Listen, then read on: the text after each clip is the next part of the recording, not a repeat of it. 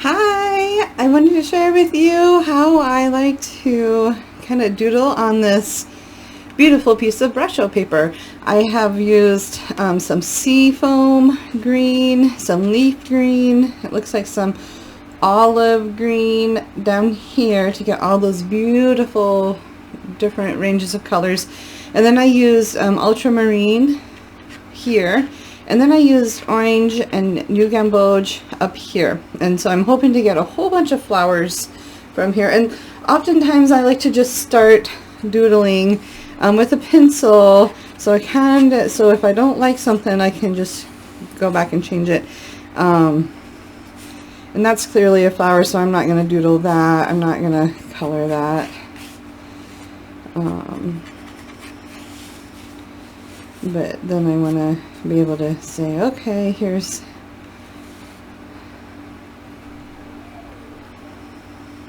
maybe that's a poppy. That looks like a really pretty poppy.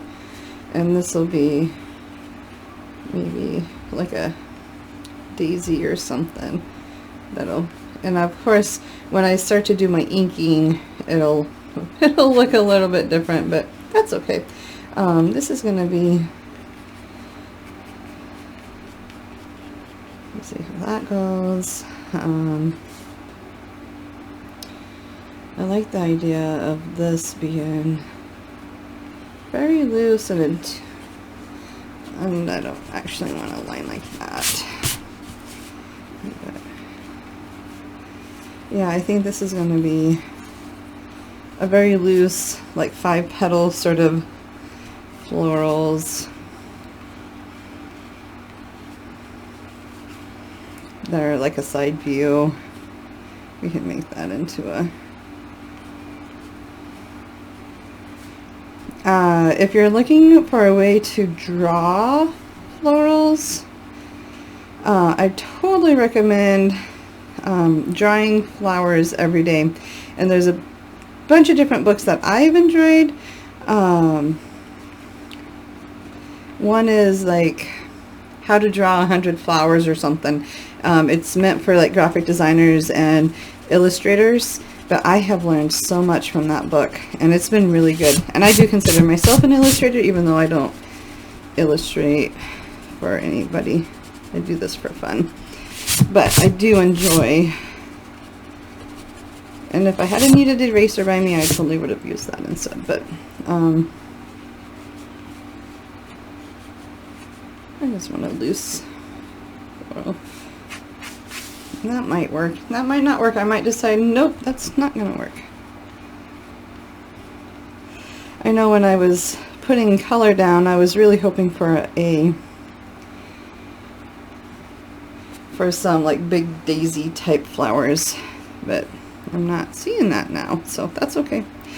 If you are new to drawing and new to illustrating, I say keep illustrating, keep learning how to use your lines and the qualities of your lines to just make it your own. And the more that you try, the more that you practice, the better you're going to get. And so, okay, I think I have a pretty good idea of what I want to do. So now I'm going to use Sumi ink. Sumi ink is like water soluble when you start to use it, but then once it's on the paper, it's not gonna bleed or anything. So you can get a lot of fun tones this way. But I'm just using it as if, like I like using a brush. First off, this is a liner. It's a rigger liner, and it's 0, so it's a very small tip, but it's really good. I like to wet it down first and then dab all the excess water off, and then I dip it in my ink, and then I can start doodle painting. That's what I call it. And I'm not necessarily following the lines, the pencil line. I might eventually, but I'm just gonna go in with it however I feel like it. And it's a very loose, intuitive, it's just fun. I thoroughly enjoy it. And I always like to get my leaves done and out of the way because leaves are never on the top of my mind. And then afterwards I'm like, oh no, I need leaves and I didn't get any leaves. So I like doing leaves first because then I can just not worry so much about the composition, I guess. And that one's going to have a nice big leaf to it too. And I'm quite alright going back into my lines and like double doodling. That's what I call it, where you draw the line once and then you can go back in and just like double doodle. And I'm using this as like a calligraphy brush, so if I want a thick line when I went down, I used it. I'll show you again, I'll try and be slower. We'll do a leaf right here, and so there's the top, and then I'm going to press down and get that thicker line. And I love that because the more times that you can just have, you know, variations of lines, it just makes the piece look like you're moving a bit more. Okay, now I'm getting lost here, so I'm gonna chill here. It's pretty wet right in here, so I don't want my wrist to get messy, so I'm gonna come up here and work on some of my flowers. Here is one that I started, and you do want a very light touch. Like I am barely touching the paper here, and I want it to be loose. I don't want it to look like I've been really trying hard to stay in the lines, so that's not what this is about.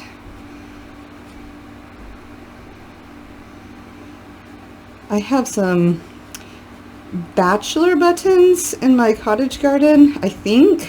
They're also known as coneflowers, so I don't know if there's a difference, but they are so fun.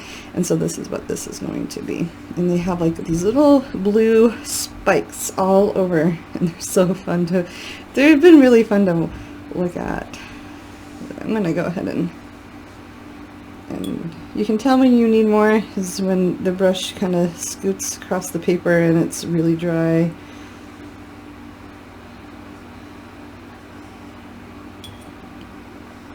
And this really has been inspired by my cottage garden. I'm not even... And again, there's my double doodle again, where I draw it once and then I just kind of keep going back and forth, back and forth. Okay, so I know what I'm doing with this one. This one is just going to be a side bachelor button. So I recommend, if you love flowers, draw inspiration from your garden. This one I think is also going to be a side one, but I'm gonna, and the trick here is to be loose and expressive and just let your imagination kind of go there. I like that. Maybe it's more like a thistle. I don't know. I like it. I like those. And then this, I think I'm going to keep it with the same as these, and we'll have 4 of these pretty ones. But I love how this blue just kind of keeps going like this, so I'm going to try and keep my lines with the way the blue is moving. Which I think I got it. I have to kind of take a step back, do a couple strokes, and then come back to it. Don't do the whole thing without looking at it, because now I see that I want my strokes to go a different way than before. And don't, if you don't know yet what you want to do, don't do it. Just wait for that inspiration to come. I really like these small wispies. Like, I like how the lines are thick over here and light, very light and wispy. So I'm going to do that a little bit more, just for some contrast. And you can see it's really coming together. I really love using this brush because it's like I'm painting and yet I'm still being able to be expressive without it looking funny. Okay, so I have this flower that I'm going to start, but I didn't really do anything to this one, so I'm going to finish this, and I'm just going to, there. But I want to, I really want it to be more expressive, so I'm going to add some more lines. Whoosh, there's like my little S curve that I love so much.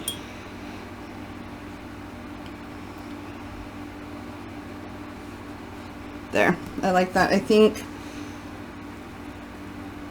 just to give it a little bit more definition. There, I like that. Alright, now here I'm going to tilt my, I always move my paper around all the time, it seems like.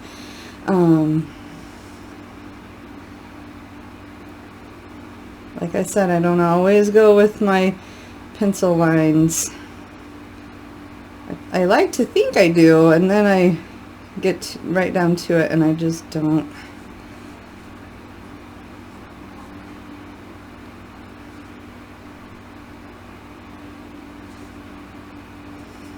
So there's a good starting point. And now I can go in and just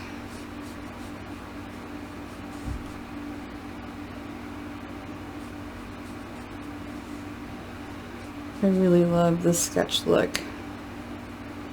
Love to know if this like drives you crazy or if you also like the sketch look. I don't know. I guess that because I'm a messy painter, the sketch felt like it just needed a little bit more definition right there. And we'll go like that. And again, using my calligraphy skills to add to this doodle. Here's another one, but I think I'm just gonna, I have this perfect center, so it's really hard for me to not want to just do like a cute little daisy. So I will. And I want to make sure I have enough ink, because if you don't have enough ink on your brush, you're gonna lose that fluidity motion that that you work so hard to have.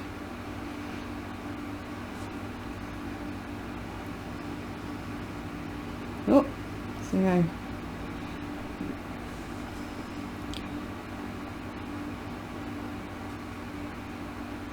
holding your brush a certain way is definitely going to help.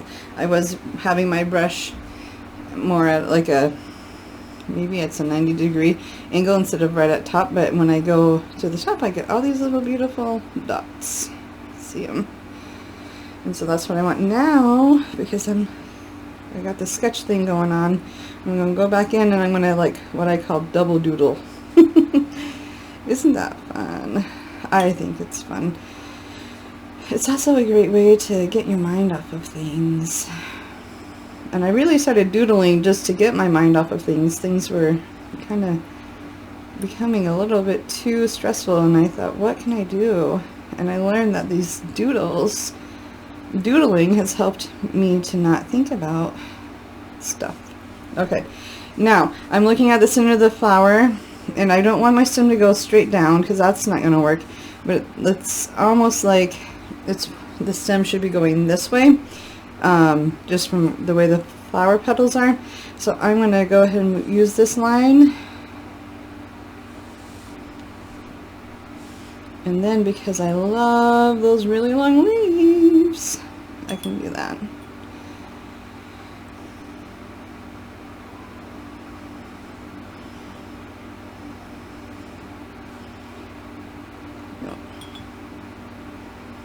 Yeah, I like that. I'm thinking we need something right here. And I don't know yet what that is. Maybe it's another bachelor button.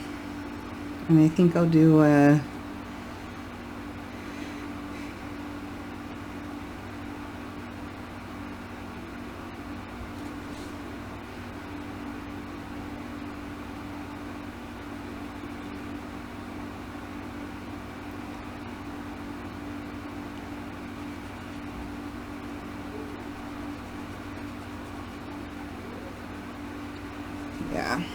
I like that. Maybe I'll just keep going on with the lines. It's gonna look, it's gonna be a full one. Yep, and I like that just right there.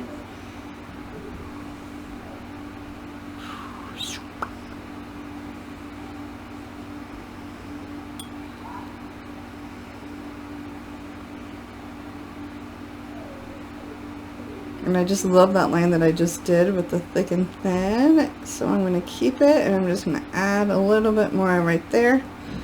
Look at that.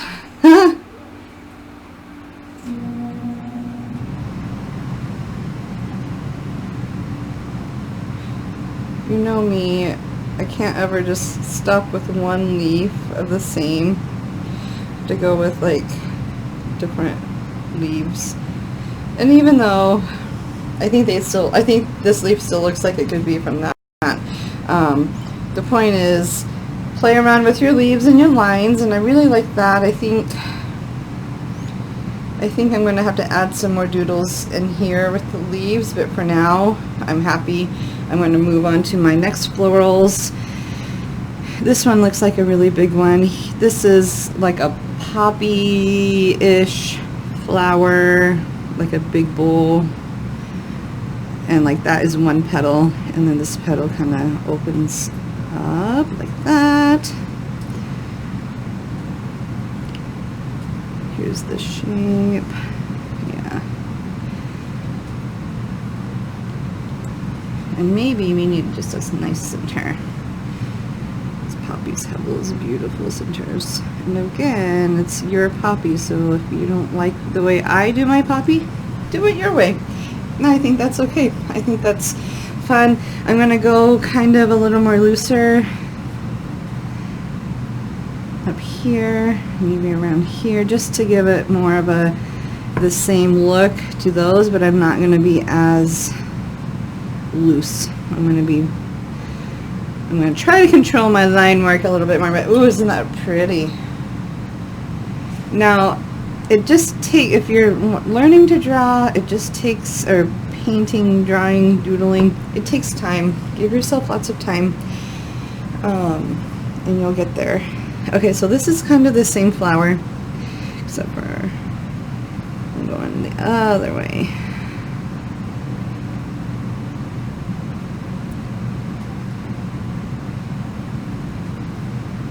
And I think the middle is going to be right here. And then I just like to kind of say, here's the middle. Let your eye decide how the flower is supposed to look.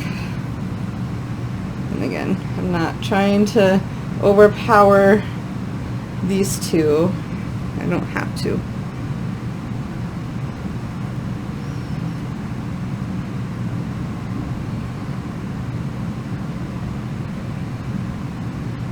I like that. I'm going to leave that one alone, put a stem on it, and I'm not quite sure if I want to put a flower right here or not, so I'm going to let that be and come back to it. But I will finish up this flower. Now this one has kind of this four petal floral to it, and it's going to be a little bit loose. The way we'll do 4.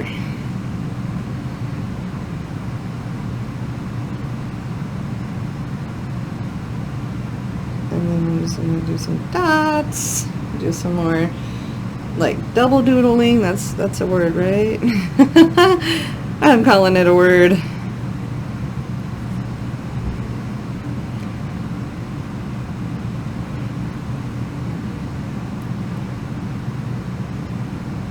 There we go. And then the stem, the stamen, the center of the flower is right here, so the stem should be probably like that. I want it to just look like it's part of the painting. Alright, now for this, it's like a side view.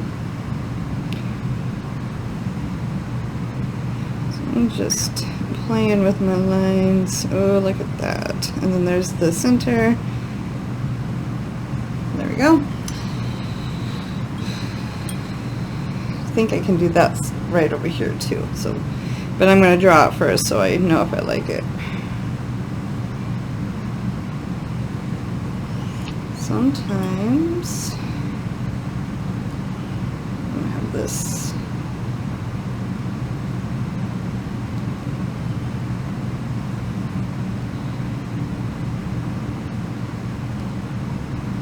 See how I use my thick and thin lines for this leaf. I haven't quite decided if I like it, but the leaves are probably more important than the actual flower. The flower is just the prettiest part.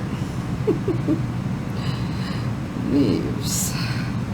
But how pretty, I think that's really pretty. Now, I'm going to just go in with my little thin, very light pressure here, and I'm just adding more of that sketchy look to it by double doodling. I got my line, now I'm just enhancing that line with little sketches, almost like you would paint it. Yeah, there you go. That works. Okay.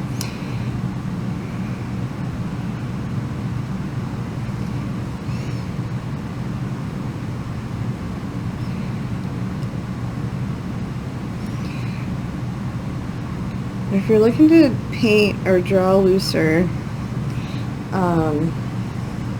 I like to do blind contour drawings, and what those are is you literally look at something, draw it without looking at your paper. So you're using your hands and your eyes to coordinate, and when you do that, you learn a whole lot of, like, where you learn to let go, really. You learn to let your eyes and your hands work together. And I find it actually really enjoyable. I'm going to leave that alone. I like that sketch. It's a little too loose for me, but I like it. I think I'm just going to use my calligraphy skills and do a thick to thin line right there. Call that done. I can do another one like here, and I think I'll start like this. And I know I said I was going to draw it, but my brain is saying just paint it, you'll be happier. So that's what I'm doing. We'll see.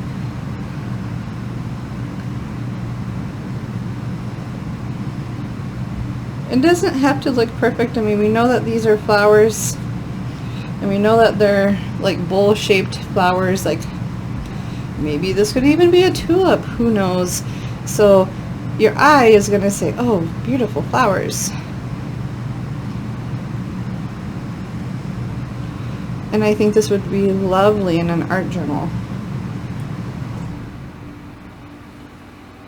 Or even cut up if you have to cut it up and make it into like some bookmarks, or yeah. Okay, I'm loving this. I'm thinking it's about done. I think what I'll do is I will just add some leaves. And in my garden right now I have like thick heart-shaped leaves at the bottom, and some clover. So I'm going to start doing some heart-shaped leaves and some clover, but they're going to be very loose and very much sketchy. So they're going to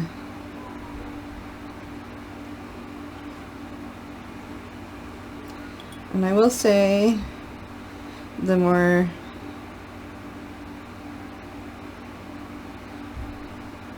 and then I'm gonna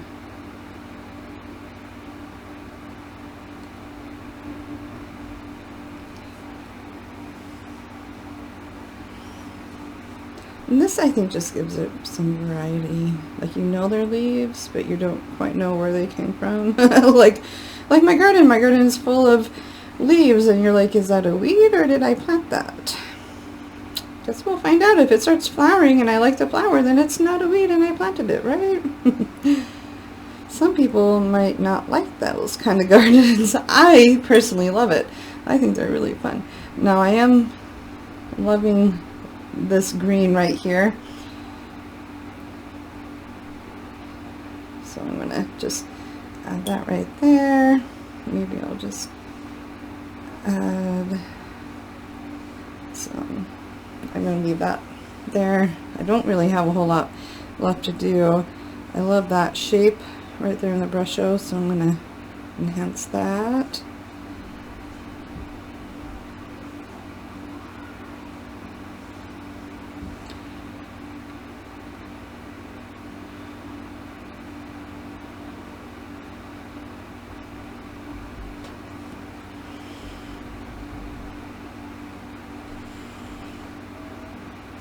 That one looks like it just needs a little simple leaf right there.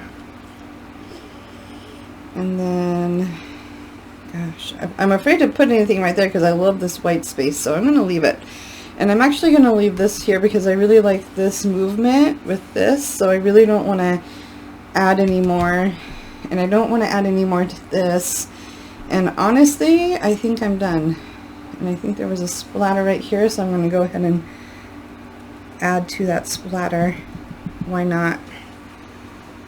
If I already made a mess, I might as well act like it was for the real thing, right?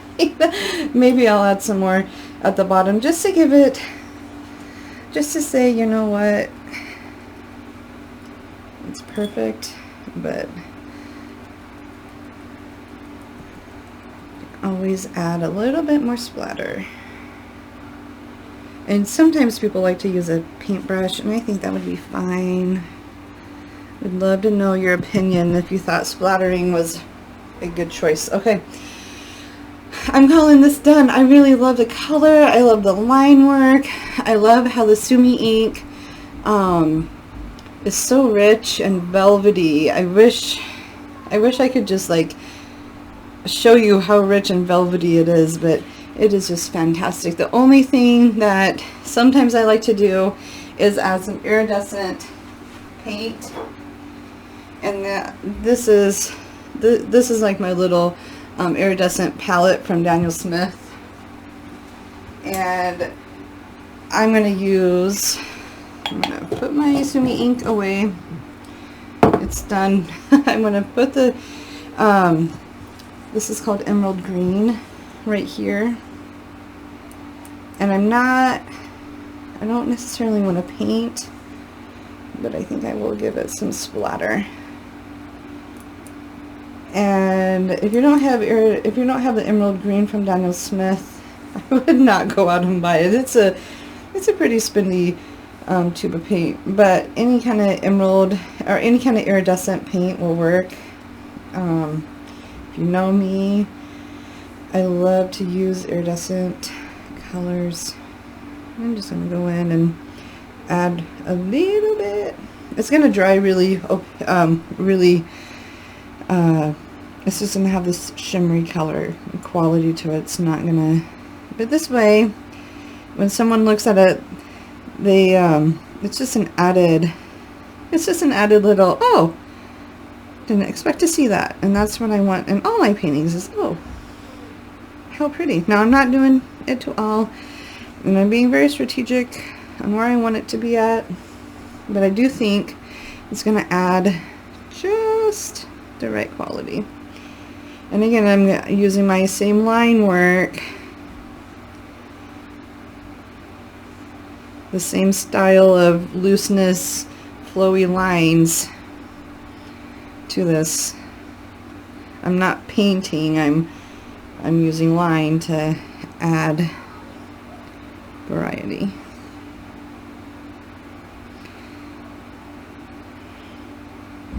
Okay, that's done. I'm done. I like it. You're not going to see it necessarily on camera. Yeah, you can kind of see where the iridescent is. Yeah, I like it. Okay. Hope this helps you learn how to use Sumi ink and use Brusho in a new light. Thanks for watching. I can't wait to show you some more of my fun tips with Sumi ink and with Brusho. Talk to you soon. Bye.